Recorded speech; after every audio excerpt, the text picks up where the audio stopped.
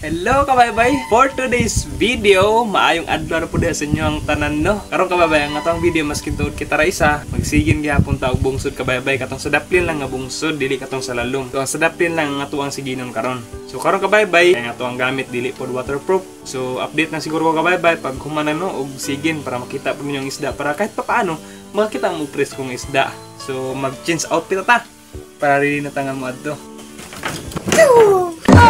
Oh, may puloy. Tikto. Choo! So, yan. So, finally kabaybay. Goods na.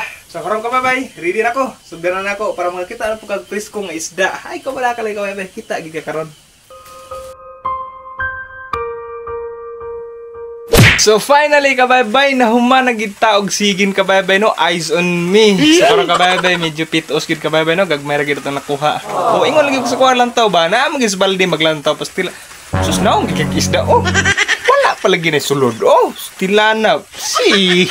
So diarang isda oh, pastilan. Oh, sa mga ni tanan ang ato nangakuha karon kabaybay. So sa katong mga gipangmingaw dihag lantaw gisda oh, diara oh. Manukos and kani kabaybay no, bulan-bulan man ni din. Kani pure gid nga bangos. Then presko po kayo nga pugapo. So mga kabaybay katong kitong lover, dara kabaybay napuntay nakuha gamay.